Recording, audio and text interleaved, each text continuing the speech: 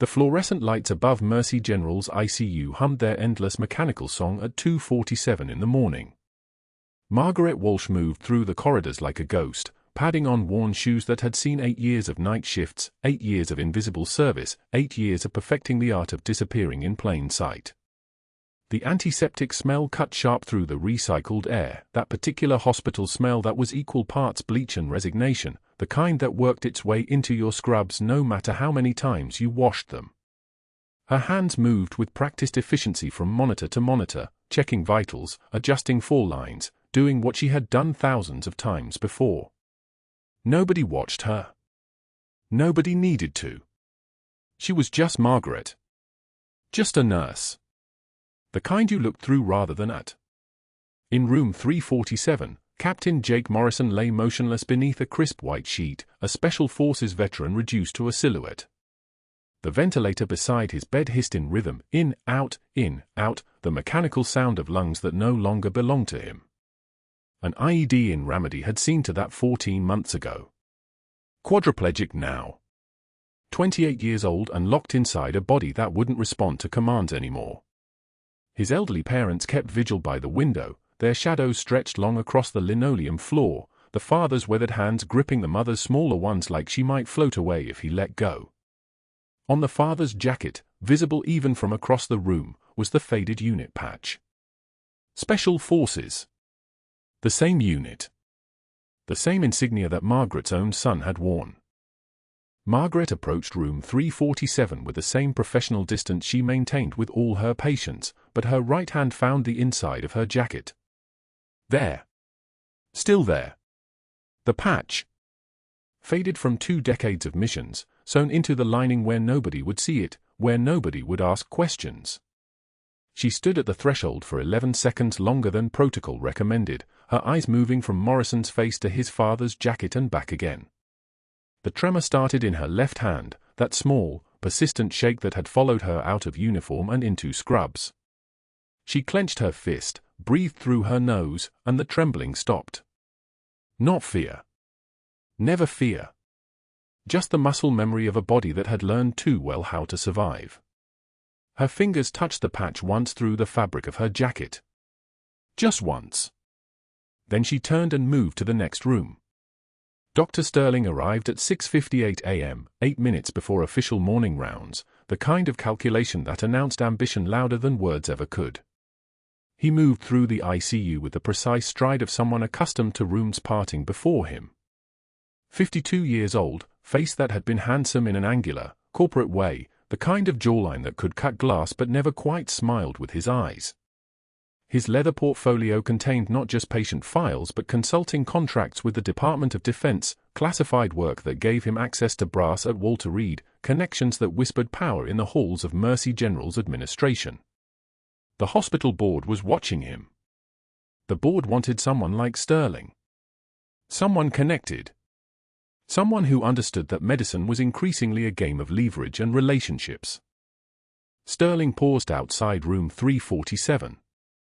He studied the charts clipped to the door frame with the intensity of a chess player examining a board. His eyes moved to the elderly couple inside, then to the ventilator's rhythmic hiss, then, almost without realizing it, to Margaret Walsh, who was documenting vital signs at the nursing station 17 feet away. She didn't look up. She didn't acknowledge his presence. She simply existed in the same space as him, and something about that invisibility registered as a threat. Sterling had trained himself to notice threats. It was part of what made him competent. It was also what made him dangerous. He saw a middle-aged nurse with graying hair pulled back into a practical ponytail, wearing scrubs that had faded from too many washings. He saw someone who had been here so long that she was essentially furniture, part of the hospital's infrastructure rather than its staff. He filed that observation away. Not relevant. Not yet. Margaret had been a nurse at Mercy General since 2016. 8 years. 2,920 days, give or take. She'd come to Houston after the Navy released her from active duty, after 3 months at Walter Reed trying to convince herself that the shaking in her hands was treatable, that PTSD was just a diagnosis, that you could walk away from combat medicine and become a civilian. She'd kept the patch. She'd kept her call sign in her head, Senior Chief. They'd called her, the title feeling like a crown she'd surrendered at the hospital entrance each night. She'd taken a job where nobody asked questions about her past. A job where she could do what she'd always done, save lives in small increments, one monitor, one fall line, one vital sign at a time. It was smaller work than what she'd done in Ramadi. Quieter. Safer. She'd promised her late husband, Tom, that she'd keep her head down, that she'd heal quietly, that she wouldn't be the kind of person who drew attention. She'd kept that promise for 8 years. Until Captain Jake Morrison was admitted with a respiratory infection that wasn't responding to standard protocol. The morning rounds began at 7:15. Dr. Sterling led them with the choreography of someone who had rehearsed authority. Behind him trailed the residents and junior attending physicians, people who were still learning that medicine was as much about politics as pathology. Margaret pushed the medication cart along, 2 steps behind, saying nothing unless spoken to directly. This was her rhythm. This was how she stayed invisible. They reached room 347 at 7:41.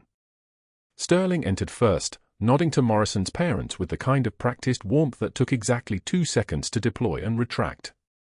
He reviewed the chart in his hands, a single sheet of paper that contained the pharmacology of someone suffering, the clinical summary of a life interrupted. Margaret stood near the doorway, hand steady now, watching the ventilator's rhythm. 72 breaths per minute. Normal. Oxygen saturation at 94%. Acceptable but trending downward over the last 6 hours. She noticed things. It was a habit from another life. The kind of habit that got people killed if you didn't learn to control it. Sterling's voice cut through the sound of the ventilator. "We'll increase the sedation protocol," he said, not looking at anyone in particular. "The family is requesting comfort care measures. Morphine drip at 20 micrograms per kilogram per minute, titrate as needed. And let's add lorazepam for anxiety management. The goal here is peaceful deterioration." The words were clinical. Correct. Standard. But something in the way he delivered them suggested that gentle decline suited his schedule better than aggressive intervention. Morrison's parents stood silent by the window, shoulders curved inward like flowers closing at dusk. The father's hand found the unit patch on his own jacket, fingers pressing against it the way people touch talismans. Margaret's mouth opened. She felt the words gathering in her throat like water behind a dam. No. Not yet. Not without trying dialysis, not without consulting pulmonology, not without understanding why the saturation is declining. Because something in Morrison's presentation didn't fit the comfortable narrative of peaceful deterioration. Something was wrong. She felt it the way she'd felt 1,000 things in her previous life, the way combat teaches you to read silence, to interpret the spaces between heartbeats. But she was invisible. And invisible people didn't question doctors. Not in front of families. Not in front of residents. Not if they wanted to keep their jobs. So Margaret said nothing. She adjusted her grip on the medication cart. She felt the tremor return to her left hand, that small, persistent shake that was the physical manifestation of restraint. Her jaw tightened. 1 measured breath in. 1 measured breath out. She looked at the unit patch on Morrison's father's jacket, at the insignia that matched the one hidden inside her own jacket lining, and she felt something very old and very dangerous stir beneath her 8 years of invisibility. Sterling moved to the next room, the residents following like ducklings, and the moment passed. Margaret stayed behind to verify the sedation order, her hand steady now because she'd learned long ago that anger was a luxury she couldn't afford. She touched the patch inside her jacket one more time. Just one quick contact. A promise. A reminder. Then she prepared the medications that would ease Captain Morrison toward whatever came next, and wondered, for the first time in 8 years, if keeping her head down was actually keeping her alive or just very, very slowly killing her instead. The shift continued. Morning became afternoon. Visitors came and went. And Margaret moved through Mercy General's corridors like she always did, invisible, efficient, dangerous in ways that nobody suspected, a woman carrying secrets in her scrub pockets and a unit patch over her heart, waiting for the moment when invisibility would no longer be an option. Morning rounds at Mercy General began at 7:30, the fluorescent lights casting everything in that particular shade of institutional grey that made even healthy people look like they belonged in the beds. Dr. Sterling swept into Morrison's room like he owned it, and in a way, he did. 2 medical students trailed behind him, tablets tucked under their arms, eager to absorb wisdom from the hospital's chief of surgery, a man whose consulting contract with the Pentagon had transformed him into something between a doctor and a deity in his own estimation.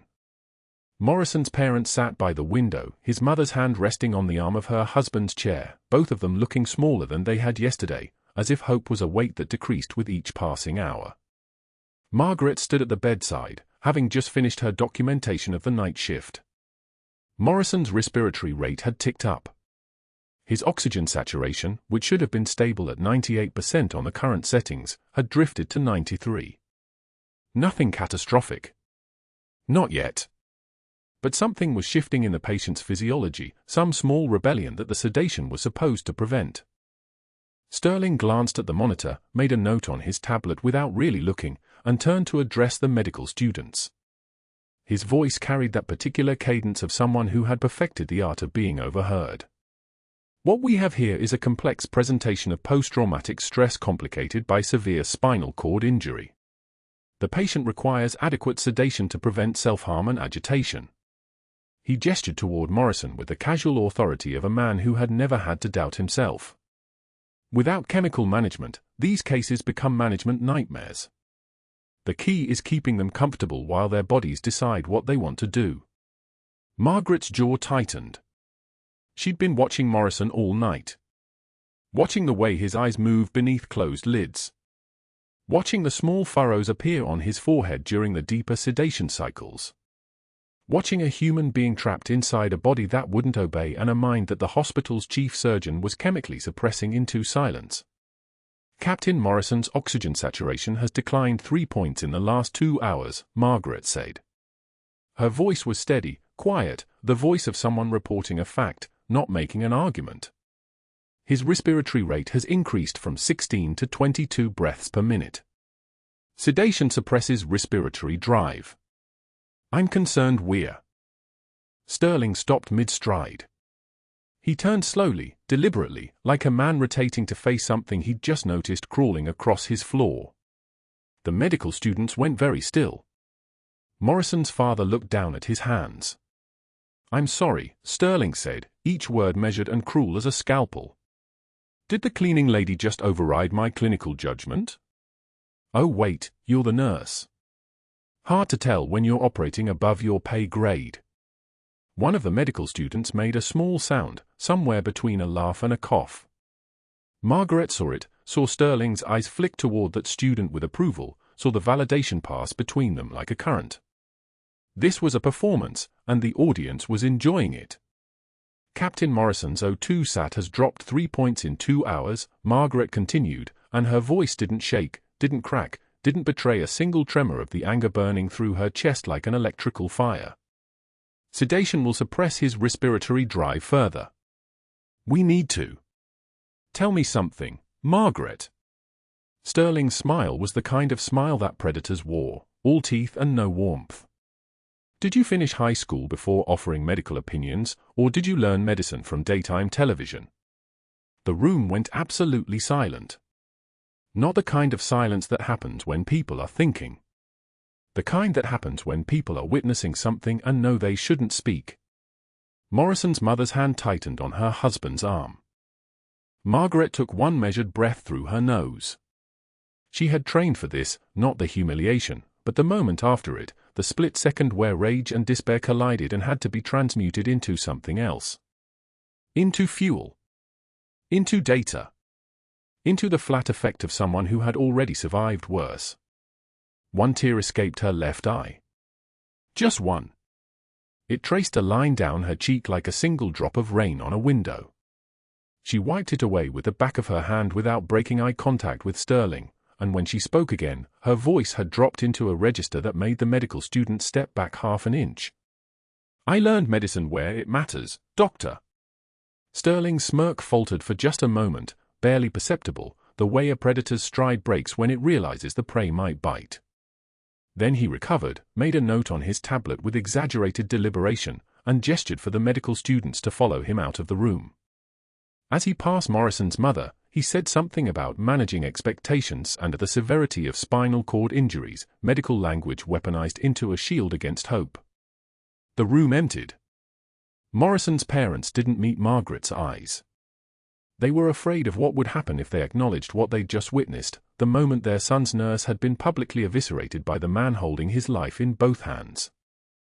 2 days later, Margaret pushed through the break room door at 6 in the morning, her lunch in a paper bag, her badge hanging around her neck like a talisman that no longer protected anything. The break room at Mercy General was painted a shade of beige that might have been chosen specifically because it made everything look slightly diseased. For nurses sat at the center table, their coffee cups arranged in front of them like sentries. Margaret moved to her usual corner, the small table by the window where she'd eaten lunch for 8 years without incident. She sat down, unwrapped her sandwich, turkey and mustard on wheat, the same thing she'd been eating for months, and placed it carefully on the paper napkin in front of her. The 4 nurses at the center table gathered their trays. Wordlessly. No conversation, no eye contact, no acknowledgement. They simply collected their things and left the room, their shoes making small sounds on the linoleum, a departure that felt less like coincidence and more like choreography. A resident entered moments later, grabbed his yogurt from the refrigerator, saw Margaret at her corner table, and turned back toward the door without opening the container. A physician assistant followed 5 minutes after that, made a small sound of frustration when she noticed Margaret was present, and left with her coffee untouched. Margaret sat alone, hands wrapped around a cold cup of coffee, and for the first time in 8 years, she let the tremor come. Just a small one. Just enough to shake the ceramic slightly, enough to see her own hands as if from a distance. She could feel people talking about her in the hallways, could sense the way the atmosphere of Mercy General had shifted, could smell the particular scent of institutional cruelty, something like antiseptic mixed with fear, like bleach and broken promises. She reached inside her scrubs with trembling fingers, found the small patch sewn into the jacket lining beneath her work clothes. Faded. Barely visible. A unit designation that matched Morrison's, a thread connecting her to a life she'd spent 8 years trying to bury. Her fingertip traced the worn edges of the embroidery, and her hand stilled. The tremor stopped. The anger returned. Cleaner now. Sharper. Purposeful. That afternoon, Sterling posted a formal write-up on the unit board outside the nurses' station. A piece of paper laminated in plastic, a notice for all staff to see. Disciplinary action, M. Walsh, RN, insubordination and overreach beyond scope of practice. It listed her unauthorized clinical recommendations and failure to defer to attending physician judgment and several other phrases that meant, in hospital language, this woman has been officially diminished. Staff gathered to read it. Margaret saw them from across the nurses' station, saw the way they glanced at her, saw the way some of them seemed to recognize themselves in the margins of her destruction. By 6 o'clock, everyone on the unit had read the notice. By 7, everyone knew what it meant, that Margaret Walsh had been marked, had been labeled, had been made into an example of what happened when you questioned authority. When she arrived for her evening shift, the crowd was dispersing. Sterling emerged from his office just as she approached the board. He was smiling, not the predatory smile from morning rounds, but something colder. Something satisfied. "Problem, Maggie," he said. His voice carried that particular tone of false concern, the kind designed to humiliate with pseudo-compassion. Or should I say, nurse-ratched. Margaret's jaw tightened. She could feel every muscle in her neck, every tight line of controlled fury running through her shoulders. She took one breath. One single measured breath that tasted like desert air and diesel fuel and blood, tastes from another life, tastes from the Jolan district in Fallujah where her son had been pinned under rubble and only one man had gone back in to get him. When she spoke, her voice had changed. It had dropped lower, had acquired a texture of absolute certainty, the kind of certainty that came from having already survived the worst. Captain Morrison was my son's commanding officer in Ramadi, she said quietly. The hallway had emptied. Only Sterling could hear her. The man who carried him out when he was wounded. I will not let him die in a hospital bed because you're too arrogant to listen. Sterling's smile froze. For just a moment, something flickered across his face, a recognition that he had miscalculated, that he had mistaken invisibility for weakness, that the woman standing in front of him might be something other than what he'd assumed. It lasted barely 2 seconds. Then his hand moved to his pocket. His phone was already out, and his thumbs were moving across the screen with the rapid efficiency of a man making decisions, making calls, setting wheels in motion. His face had closed off entirely now, the smile replaced by an expression of cold focus. He was no longer trying to humiliate her. He was trying to erase her. 3 hours into Margaret's shift that night, the floor had quieted into the particular silence that only came between midnight and 3 in the morning, that window when the hospital's heartbeat slowed to its lowest rhythm and the most fragile patients tended to make their final decisions about whether they wanted to keep fighting. Morrison's parents had finally gone home. The night census stood at 23 patients across 2 nurse care assignments, an impossible ratio that had become normal, that had become expected, that had become the backdrop against which Margaret worked alone. She monitored Morrison from the nurse's station, her eyes on the cardiac telemetry screen, watching the patterns of electrical activity that represented the patient's beating heart. The rhythm was irregular. Small irregularities at first, a skip beat here, a brief acceleration there, but irregularities nonetheless. She paged the on-call resident twice. No answer. She paged again at 2:45 in the morning. Still nothing. At 3:07, she noticed something worse. The heart sounds had muffled. She was at Morrison's bedside in seconds, her stethoscope already around her neck, the diaphragm cold as it pressed against his chest. The heart sounds were distant, as if they were coming from very far away. His neck veins were distending. His lips had turned that particular shade of dusky blue that meant oxygen was becoming a luxury his body could no longer afford. Cardiac tamponade. Blood in the pericardium. The membrane around his heart filling with fluid, compressing the chambers, stealing away the organ's ability to pump. She hit the code button, and the hospital transformed from quiet to controlled chaos in the span of seconds. Dr. Chen arrived, the on-call resident, a first year who had barely finished medical school. She stood in the doorway of Morrison's room, her face the color of old concrete. "What do I haven't done her voice cracked. She was frozen. Locked up. Unable to move. Morrison's O2 saturation dropped to 78% on the monitor. Margaret watched his face shift toward grey, watched death arriving with the velocity of a train with no brakes. Something moved inside her, something that had been sleeping for 8 years, something that was accustomed to operating in spaces where hesitation meant funerals. For just a moment, she wasn't in Houston anymore. She was in a courtyard in the Jolin district, her hands covered in blood that wasn't hers, screaming in a mix of English and Arabic that her voice had learned in the worst possible classroom. Someone was calling her call sign, Ironside, Ironside, get down, incoming fire, and she could smell the copper and the smoke and the particular scent of human desperation. Back. Present. Morrison's room. Now. Her hand stopped shaking.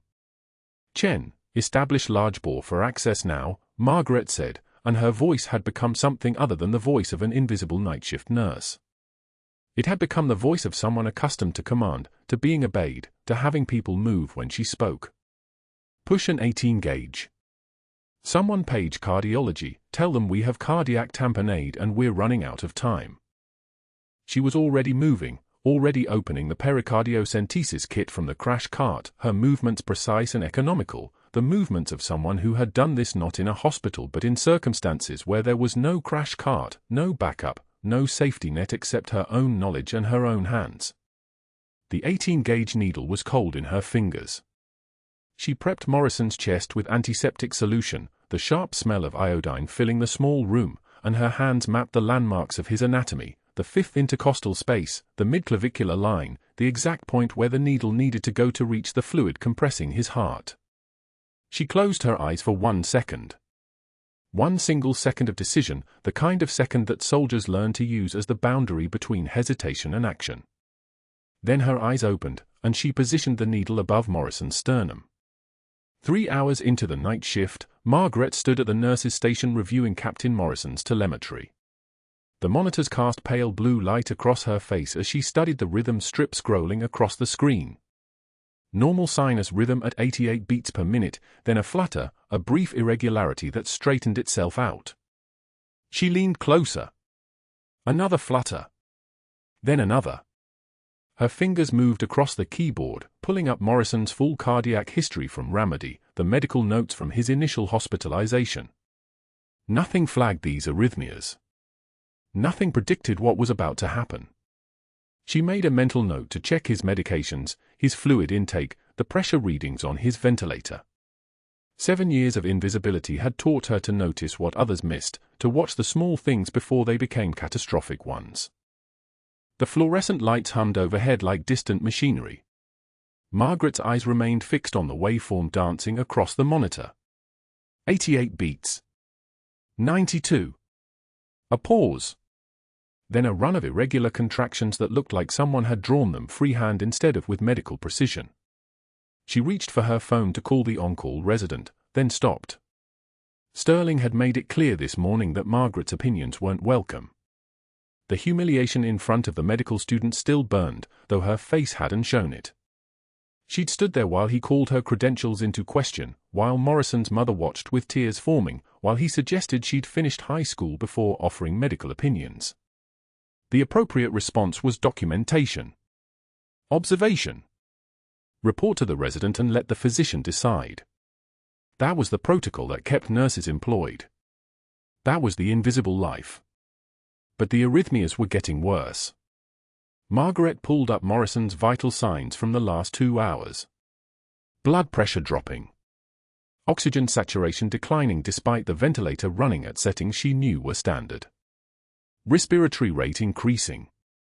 The clinical picture was pointing toward something her hands recognized before her mind caught up. She'd seen this presentation before, in a field hospital in Ramadi during a dust storm that turned day into twilight at 3 in the afternoon. A soldier with a pneumothorax that wasn't immediately apparent on the portable chest film. Another with tamponade developing after an IED fragmentation wound that seemed minor until his heart rate climbed and his pressure fell and the veins in his neck started distending. That one had died because they didn't have the equipment. That one had died while Margaret held his hand and told him his wife was waiting for him back at Fort Bragg. The code alarm screamed through the unit at 2:56 a.m. Margaret's body moved before her mind registered the sound. She was on her feet, her shoes hitting tile in that familiar rhythm, 1, 2, 3, 4, moving from the nurse's station toward Morrison's room at a pace that looked casual to anyone not paying attention. She knew how to run without running. How to move with urgency while maintaining the appearance of protocol compliance. The fluorescent lights flickered as she passed beneath them, casting moving shadows across the corridor walls. Morrison's room was a study in controlled chaos. The ventilator wheezed its mechanical rhythm, alarm bells dinging and chiming from every monitor. Morrison's lips had taken on a blue-gray pallor that Margaret recognized instantly. His eyes were closed, but his body was rigid, muscles taut with the kind of oxygen deprivation that preceded catastrophic failure. The telemetry showed a heart rate of 142, climbing. Blood pressure 78/48 and dropping. The numbers told a story she'd read in Blood and Battlefield Mud. Dr. Chen, the on-call resident, stood at the bedside with her hands hovering over Morrison's chest as if she was afraid to touch him. Her jaw was clenched, her breathing shallow. 28 years old, Margaret guessed, probably 3rd year. Smart enough to know something was wrong.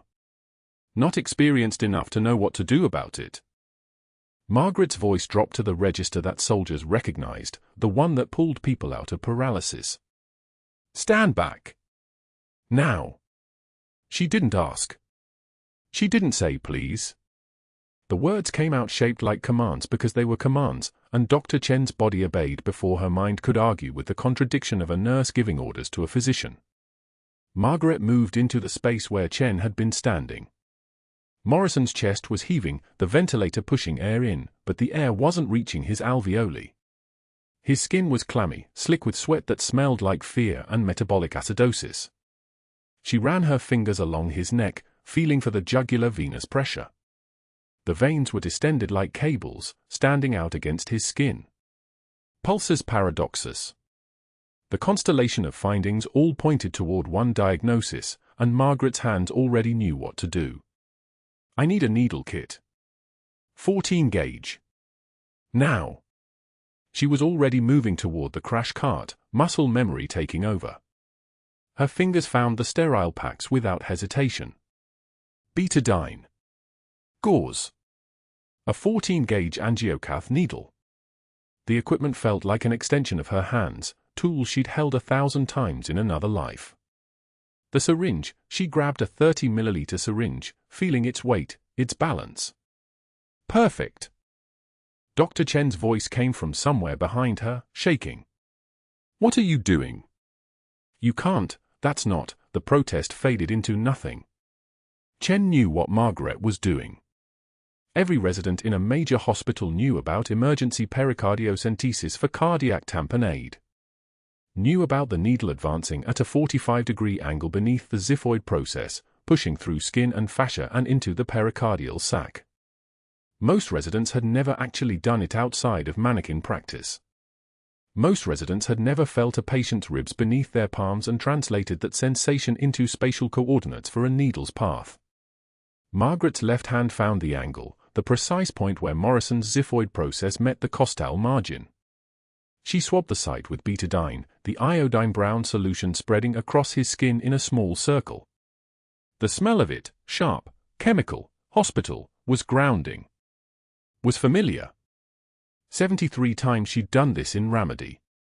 73 times she'd felt that moment of resistance, that pressure change, the sudden loss of resistance as the needle passed through the pericardial membrane and entered the space where blood had no business being. She advanced the needle slowly. 45 degrees. Watching Morrison's face. Feeling for the feedback in her fingertips. The needle penetrated dermis. Subcutaneous tissue. The fascia gave way with a soft resistance that felt like pushing through silk.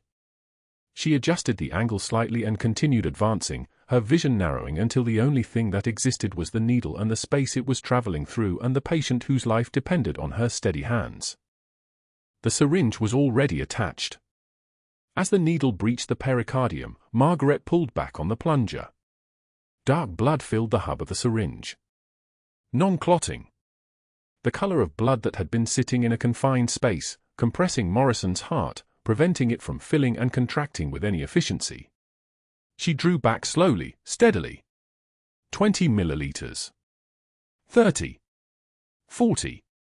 Morrison's monitor changed pitch, the alarm note shifting from the high, panicked frequency of code blue into something lower. His O2 saturation climbed from 68 to 72 to 79 and kept rising. The blood pressure began to recover. 84/52. 92/58. The color started returning to Morrison's lips, that blue-gray fading into something approaching human. His eyes fluttered open, unfocused at first, then sharpening. He was looking at her. Recognition flickered there, a moment of connection that lasted less than a second but felt like an entire conversation. Margaret removed the needle, applied pressure to the site, then covered it with sterile gauze and tape. Her hands moved through the familiar sequence without conscious direction. Document. Secure. Assess. The tremor she'd trained herself to suppress for 8 years came back briefly to her left hand as she stripped off the gloves, a small involuntary shaking that she forced into stillness by making a fist. Dr. Chen's voice was barely audible. That's not, nurses can't do that. The words fell into the space between them like dropped instruments. Document everything, Margaret said quietly, back in the small voice that had become her armor. Time, volume, patient response. It's all in the protocol. The lie came smoothly. There was no protocol that permitted this. There was only the protocol that said a patient was dying and the only thing standing between that patient and death was someone willing to act. She stepped back from the bedside as if she'd done nothing more significant than change a bedpan. Cardiology arrived within minutes, the attending cardiologist reviewing what had happened with Chen while Margaret observed from the doorway. The attending's face went through a sequence of expressions, confusion, then recognition, then something that looked like professional respect. He nodded grimly at the monitor, at the pericardiocentesis site, at Morrison stabilizing vitals. "Another 3 minutes and we'd have lost him," he said quietly. "Cardiac arrest from tamponade." "Good catch." He was looking at Chen as he said it, and Chen's eyes flicked toward Margaret with something complicated in them, gratitude mixed with the terrible knowledge of what had just happened. Margaret stripped off her gloves and moved back toward the nurse's station, her shoulders settling into the posture of a woman who'd done nothing noteworthy. Invisible. Compliant. The tremor in her left hand was still there, present beneath the surface like something moving underwater. She could feel her heartbeat in her ears, the after-effect of adrenaline, but her breathing remained steady.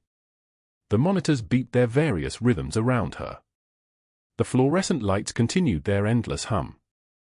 20 minutes later, Dr. Sterling arrived at the unit, still in his evening clothes, a tailored charcoal suit that probably cost more than Margaret's monthly mortgage. He'd been pulled away from something important, clearly.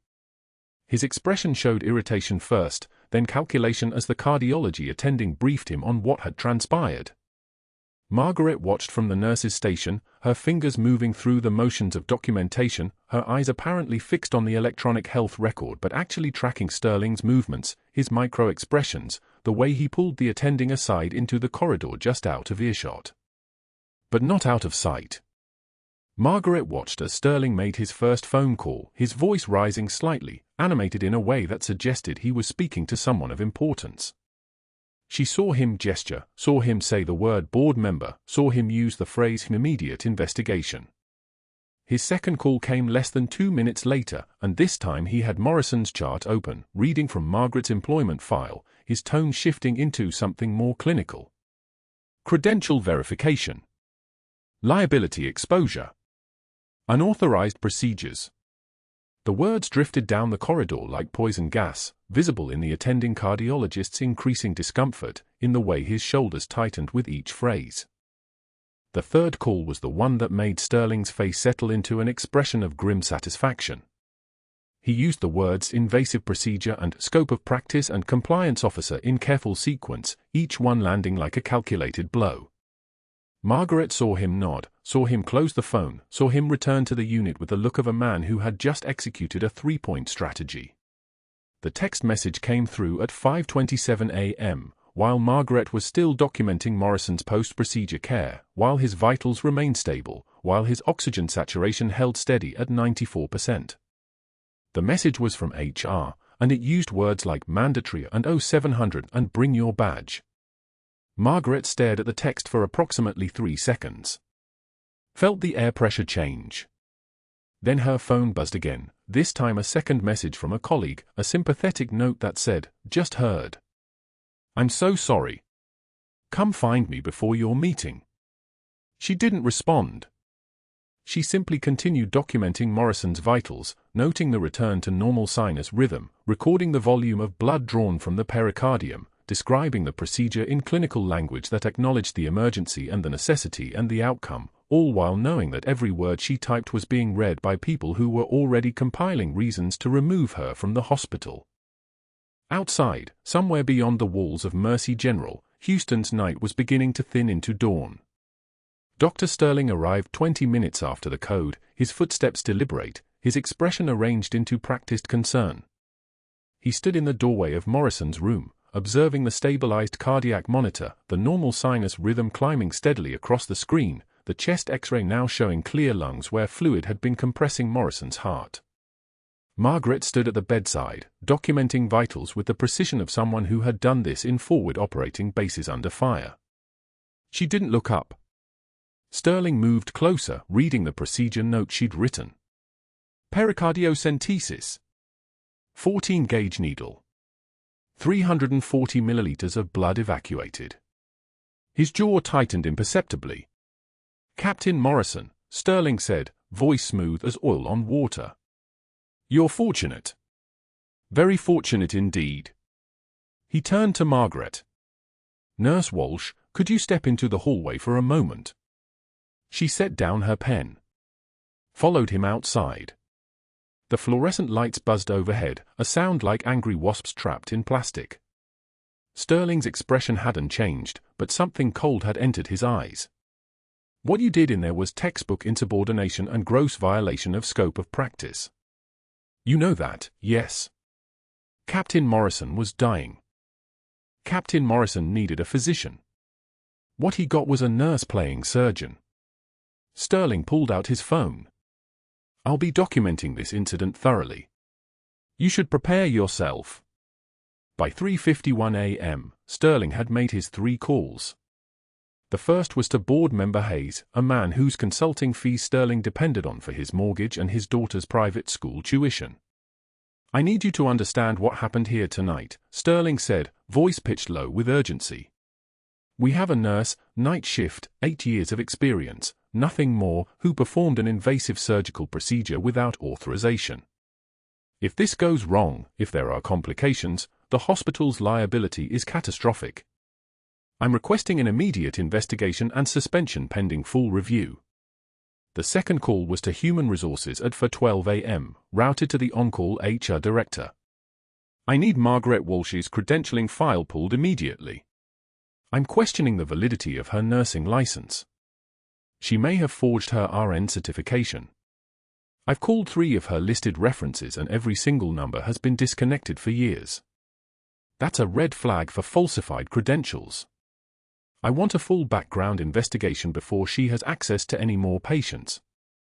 The third call, made at 4:34 a.m. to the hospital's external compliance officer, was the most carefully constructed. Ms. Walsh performed an emergency pericardiocentesis without attending physician authorization or documentation of informed consent. This is practicing medicine without a license.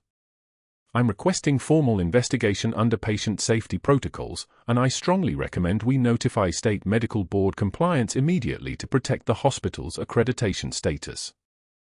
Each lie was nested inside a fragment of truth. Each implication was framed as concern. Sterling had learned long ago that competent destruction didn't come from anger, it came from paperwork, from leveraging institutional fear, from making a nurse seem like a liability that needed removing before she became a lawsuit. The text arrived on Margaret's phone at 5:44 a.m., mandatory meeting, HR conference room B, 0700. Bring your hospital badge. She'd showered in the dark, standing under water that couldn't wash away what she'd done. Saved a man's life and ended her own in the process. She'd kept her promise to James for 8 years, kept her head down, worked the invisible night shift, asked for nothing, told no one. And in 3 hours of listening to her training override her caution, she'd thrown it away. By 7:33 a.m., she was sitting across from the compliance officer and the HR director in a conference room that smelled like stale coffee and desperation. Her badge lay on the table between them like evidence. Sterling stood in the corner, his arms crossed, his face arranged into an expression of deep professional concern. Ms. Walsh, the compliance officer began, opening her laptop. We need to discuss the incident from last night. Specifically, your unauthorized performance of a pericardiocentesis procedure. The patient was in cardiac tamponade. His heart was being compressed by blood. He had 3 minutes at most before cardiac arrest. Margaret's voice was level. Steady. The voice of someone who had given orders in firefights. That's not the point, Sterling interjected smoothly. Protocol requires physician authorization for invasive procedures. Ms. Walsh acted without authorization, without informed consent, without any supervision. The HR director leaned forward. Ms. Walsh, we've been looking into your background. Your RN certification, when did you receive it? 8 years ago. Houston Community College. And before that? Where did you work? The silence stretched. Margaret's hands remained clasped on the table. She didn't move. She didn't blink. Sterling smiled. I've taken the liberty of calling the 3 references listed on your employment application. All 3 numbers have been disconnected for years. That's unusual, wouldn't you say? Makes one wonder what else you might be hiding. What prior medical experience, exactly, do you have? Margaret said nothing. Exactly, Sterling continued. No prior experience. Nothing that would qualify someone to perform cardiac surgery. You performed a procedure you have no training for on a patient you have no authorization to treat. And you did it in direct violation of my explicit orders for sedation. The compliance officer closed her laptop. Ms. Walsh, we're placing you on immediate administrative leave pending a full investigation into your credentials, your medical certifications, and the circumstances of last night's incident. Your badge is being deactivated effective immediately. Security will escort you from the building. She slid the badge across the table. You'll be contacted if we need further information. Margaret stood. Her legs obeyed the command, though she couldn't feel them. One measured breath. The kind of breath she'd taken before parachuting into Anbar province. Before kneeling beside wounded Marines in the dark. Before walking away from everything. Captain Morrison is alive, she said quietly. That's what matters. Sterling's smile was thin and superior. What matters is that protocols exist for a reason, Ms. Walsh. Your cowboy medicine could have killed him. And now you're a liability this hospital can't afford. Security was waiting in the corridor. A man Margaret recognized from nights when he'd nodded at her in passing. He didn't make eye contact now. She walked with him to her locker, moving through hallways where staff whispered and looked away. She placed 3 protein bars, her spare scrubs, the thermos James had given her for their anniversary into a small cardboard box. She deliberately left the jacket hanging inside the locker, the one with the faded unit patch sewn into the lining, the one that connected her to everything she'd tried to leave behind. The parking garage was grey and empty. Rain had begun to fall, the kind of rain that feels personal, that seeks out exposed skin. Margaret sat in her car for 17 minutes without turning the key. Then she drove. Spring Grove Cemetery lay on the eastern edge of Houston, beneath live oaks that had watched funerals for 100 years. She walked through rows of granite until she found the stone she'd visited exactly twice since James's death 3 years ago. The engraving was simple: James Walsh, beloved husband and father, 1968 to 2021. Margaret knelt in the rain. The stone was cold against her forehead. Water ran down her neck, into her collar, soaking through her clothes. She pressed her eyes shut and heard James's voice the way she'd heard it for 8 years, patient, steady, the voice of a man who'd loved her despite everything she'd become. I promised you, she whispered to the stone. I promised I'd keep my head down.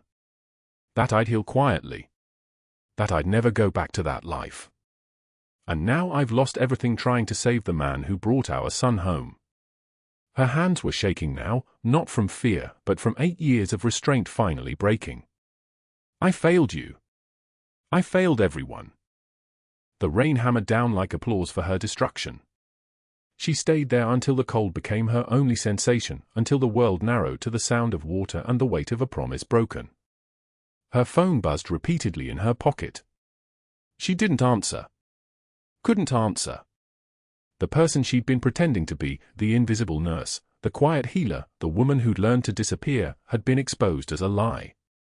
And the woman underneath, the one with a rank and a unit and medals hidden in a grave with her husband, was still terrified to come home.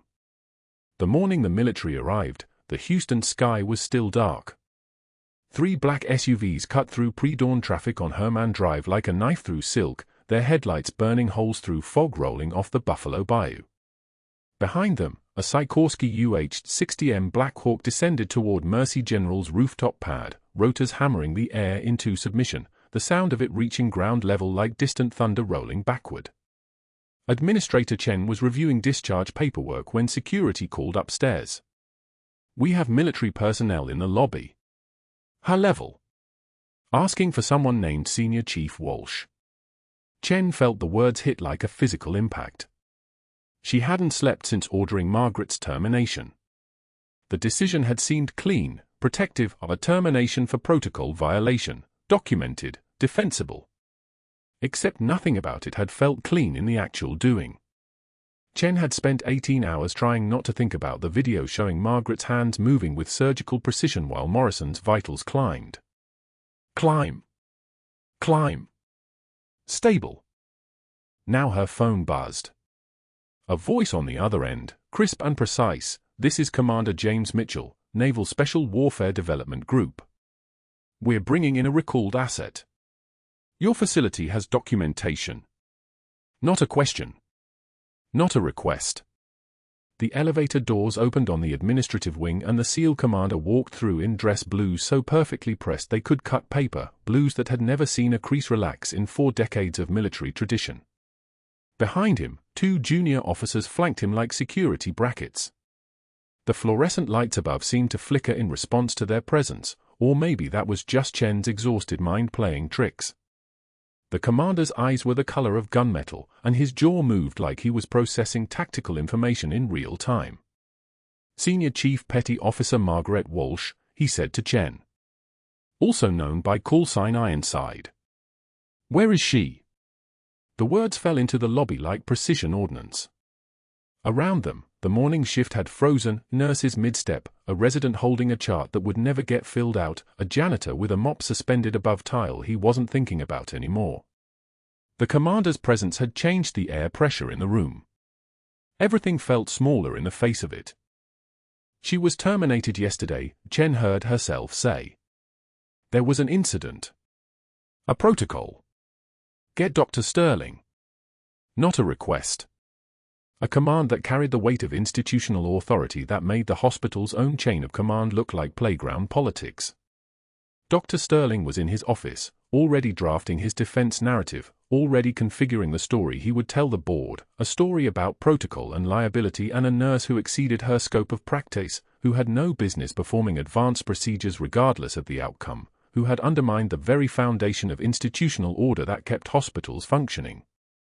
He was 3 paragraphs deep when security informed him he was needed in the administrator's office.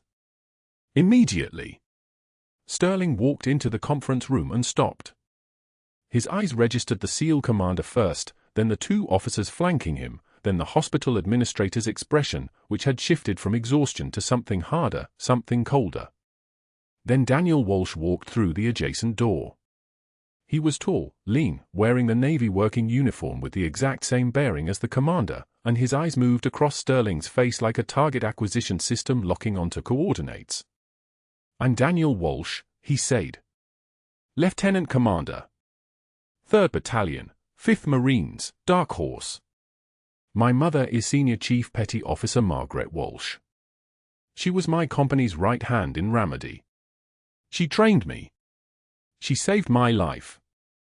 His voice sat at a register that made the fluorescent lights buzz in sympathy. "I'd like to see the justification for her termination." Administrator Chen opened the file that had been sitting sealed in her cabinet since yesterday, the official Navy documentation that should have been cross-referenced before any termination, but had been bypassed because Sterling had assured her Margaret's credentials were questionable. Chen's hands trembled as she read aloud. "Silver Star for extracting 12 wounded personnel under enemy fire in Ramadi." Chen's voice cracked slightly. "Navy Cross for saving her entire operational unit during an ambush in Helmand Province." She looked up from the file, unable to continue. The SEAL commander stepped forward. His presence filled the room like water filling a container. 73 lives saved in combat medical operations. Senior Chief Walsh holds field certifications that exceed the credentials of most combat surgeons. The pericardiocentesis she performed on your patient was textbook execution. Sterling's mouth opened and closed without generating sound. His brain was trying to calculate a survival vector through this, but the math wasn't working. The walls were moving inward. The air was getting thinner. "There's more," a new voice said from the doorway. Marcus Webb stood there holding a laptop, his Marine Corps tattoo visible on his forearm, the emblem of a man who understood institutional hierarchies but also understood something Sterling had overlooked, that some hierarchies had actual teeth. "Dr. Sterling, you accessed the security system at 6:30 yesterday morning using your administrator override credentials. You attempted to delete surveillance footage from the ICU cameras covering the timeframe of Captain Morrison's emergency code. Webb opened the laptop. The screen showed crystal-clear video, Margaret's hands moving with practiced efficiency, a needle sliding into the correct intercostal space, the hiss of air escaping from a compression chamber, the exact sound of a life being saved. Then the footage shifted. Different angle. Dr. Sterling in the security office, sitting at a workstation, his fingers moving across a keyboard, his face set in concentration as he tried to erase what he couldn't control. You used deletion protocols, Webb continued. His voice was completely flat, which made it more devastating than any shout could have been. That's evidence tampering. Federal investigators are already en route. Medical board has been notified. I filed the report this morning at 8:45. Sterling's face had gone from the pale of institutional shock to the red of something finally breaking. He stood up, just stood, no destination, just the gesture of a man whose leverage had evaporated. This is absurd, he said. His voice sounded thinner now, stretched. I was protecting the hospital. The protocols exist for a reason. A nurse, regardless of background, performing procedures without proper authorization. Proper authorization, the SEAL commander said, and the words landed like ordnance, is held by a Navy SEAL with a Silver Star, a Navy Cross, and 73 confirmed saves. She held authorization from every institution that mattered. The only authorization she was lacking was yours. And frankly, Doctor, your authorization doesn't apply to a military asset performing care on a military patient. Administrator Chen's hand moved to her phone. Security. Escort Dr. Sterling to his office. Secure his credentials. Sterling began backing toward the door, but his backup had already arrived, the board member who owed him favors, who'd promised protection, who took one look at Webb's laptop screen and the SEAL commander's expression and decided that some debts weren't worth calling in. The board member turned away. Just turned away. That was when Sterling understood the full geometry of his situation. The institutional power he'd spent years accumulating, the board connections, the consulting contracts, the carefully cultivated relationships, had all been contingent on him being useful, being competent, being right. The moment he became a liability, he became invisible. Daniel Walsh's phone was already in his hand. He'd tried calling his mother 12 times since dawn. Straight to voicemail. He didn't know where she was. He didn't know that she'd spent the night sitting in her car in Herman Park, watching the sun come up over the pond, feeling like a woman who'd given everything and been left with nothing but the echo of who she used to be. 6 months later, Walter Reed National Military Medical Center's rehabilitation ceremony hall was filled with dress uniforms and parents weeping quietly. The walls were painted institutional green, but someone had hung bunting, red, white, blue, the colors of things people died for and lived for and sometimes just lived. Margaret stood at the ceremony center in navy dress blues, her left hand steady now, the tremor from 18 months of hiding finally having released its grip on her nervous system. Her shoulder bore the faded unit patch, properly visible now, no longer sewn into jacket linings where secrets stayed buried. Captain Jake Morrison sat in a specialized wheelchair with neural interface controls. 3 fingers on his right hand moved in response to his thoughts, a miracle that modern medicine had engineered in partnership with rage and determination and, ultimately, Margaret's hands on that first night when no one else would touch him. The SEAL commander presented Margaret with a commendation. She accepted it without ceremony, the way soldiers do, with a nod that meant everything and nothing. Morrison's mother wept. His father stood still, his face set in an expression of gratitude too large for words to contain. Then Morrison reached out his hand, the hand with 3 working fingers, and gripped Margaret's. He was crying. Tears streaming down his face like he'd been holding this moment in a compartment for 6 months and now the seal had broken. "You saved me twice," he said. His voice was rough from disuse, from months of speech therapy, from the neural pathways that had to be rewired when the simple miracle of talking became a thing that had to be relearned. "Once in Ramadi when you trained my unit. Once in Houston when everyone else gave up." Margaret's composure shifted. Not broke, it never broke in public, but shifted, like a door opening slightly. She smiled. There were tears on her face, but she was still standing, still present, still exactly where she needed to be. Outside the ceremony hall, in a corridor that smelled like antiseptic and hope, Daniel showed his mother something on his phone. A news article. A photograph. Dr. Sterling sitting at a folding table outside a Houston strip mall, a banner above him reading affordable supplemental insurance. His medical license had been revoked. Federal charges were pending. His board connections had evaporated like morning fog. The medical board issued a statement, Daniel said quietly. Failure to report competent medical intervention and subsequent evidence tampering constitute gross misconduct. Margaret studied the photograph with the expression of someone watching a ship sink that deserved to sink. She felt nothing. Not satisfaction. Not vindication. Just the quiet acknowledgement that the universe, occasionally, operated on a scale of justice. She handed the phone back to her son. True class is what you do when the lights go out, she said. She'd learned that in Ramadi. She'd lived it in Houston. She'd discovered that the lights had never actually been out, she'd just been hiding from the ones that illuminated who she really was.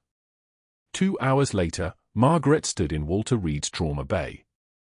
A young combat medic with a splintered leg lay on the stretcher, blood loss still climbing, shock protocols already initiated. His eyes found her face and registered recognition. Not of her face, they hadn't met, but of something else. The composure. The precision. The absolute absence of doubt. You're going to feel some pressure, Margaret said, her voice dropping into the register it had always belonged to, the voice of someone who'd held 73 people together while rounds landed nearby. Hang with me. The medic nodded. His vital signs stabilized just from the act of someone competent being present. That was the thing about expertise, it wasn't arrogant, it was reassuring. It was the medicine itself. Margaret's hands moved across the equipment. Each instrument found its place. Each decision flowed from the one before it, an architecture of care built by someone who'd been building it for 16 years, who'd never stopped building it even when she was pretending to be invisible.